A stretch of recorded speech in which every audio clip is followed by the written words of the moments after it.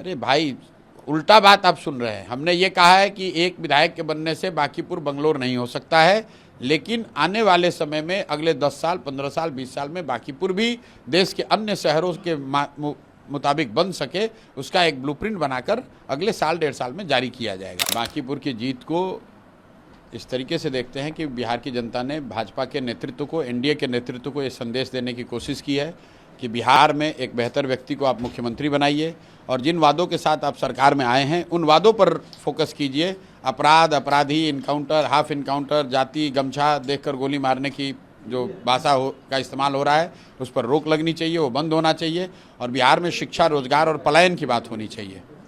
बांकीपुर में बीजेपी जो हारी है, यह सिर्फ स्थानीय मुद्दों का असर है या फिर बिहार में एनडीए सरकार के खिलाफ बढ़ती नाराजगी का संकेत है? यहाँ के सरकार का मामला है, स्थानीय मुद्दा पर क्या है? स्थानीय मुद्दा तो बांकीपुर जैसे पहले था वैसे अभी भी है।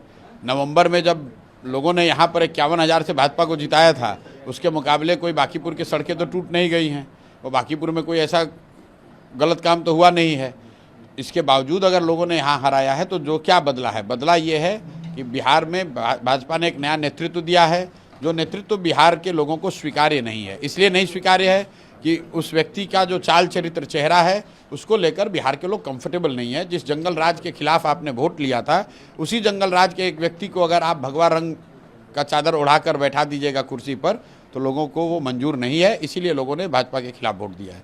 अगर 2026 में किसी भी दल को स्पष्ट बहुमत नहीं मिलता है और त्रिशंकु विधानसभा बनती है तो क्या जनसुराज सरकार बनाने के लिए किसी दल से हाथ मिलाएगा? कहाँ पर सरकार बन रहा है? अभी 202 का भी मेजोरिटी है, कहाँ पे सरकार बनाने की बात हो रही है?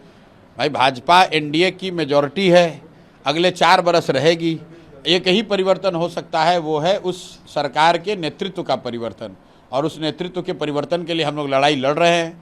बांकीपुर के लोगों के साथ मिलकर भी ये संदेश देने की कोशिश की है कि मोदी जी, अमित शाह जी, कृपा करके बिहार की भी चिंता कीजिए। बिहार में भी किसी काबिल, चरित्रवान व्यक्ति को, पढ़े लिखे व्यक्ति को मुख्यमंत्री बनाइए ताकि बिहार में शिक्षा, रोजगार, पलायन की बात हो सके। आज बिहार की राजनीति में लोग पूछ रहे हैं कि 2026 की लड़ाई अब नीतीश बनाम तेजस्वी नहीं बल्कि प्रशांत किशोर बनाम पूरा राजनीतिक सिस्टम बन चुका है। कहाँ पर अभी ऐसा हो रहा है? 26 चल रहा है, अभी तो कोई चुनाव तो है नहीं। एक चुनाव हो गया जिसमें जनता ने बिल्कुल स्पष्ट तरीके से बता दिया कि भाई हम लोग को सम्राट चौधरी का नेतृत्व स्वीकार नहीं है, भाजपा का वो राजनीतिक अहंकार नहीं स्वीकार्य है।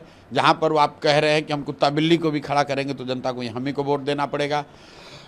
जनता को ये स्वीकार्य नहीं है कि मोदी के नाम पर या लालू जी के डर से जो लोग जीत कर गए वो काम न करें, बदमाशी करें, ठेका पट्टा, लूटपाट करें और उन्हीं को वोट जनता देती रहे।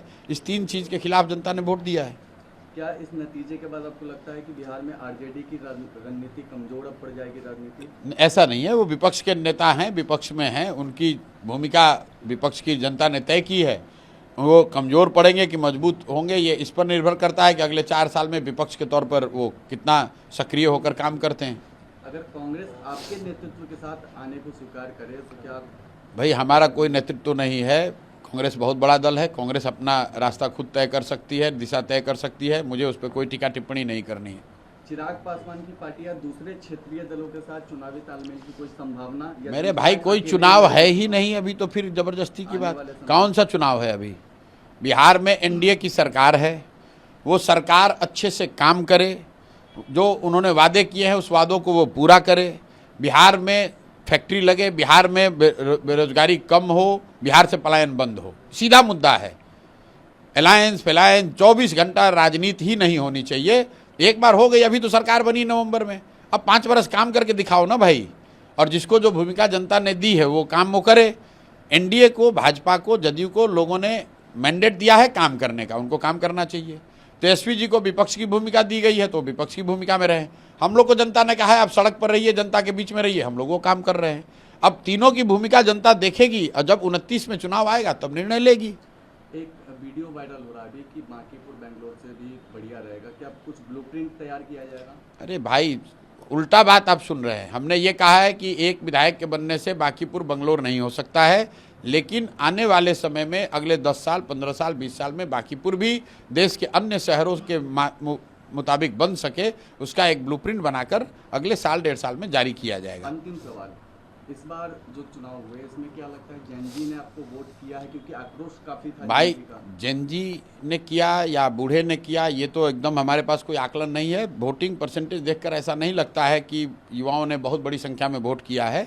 उनका गुस्सा होगा, उनकी बात का, परसेप्शन का असर जरूर परिवार पर होगा, उनके वोटिंग पैटर्न पर होगा, लेकिन वोट में स्पेसिफिकली जेनजी ग्रुप के लड़के ज़्यादा निकल कर वोट किए हैं ऐसा मुझे अभी तक नहीं प्रतीत हो रहा है।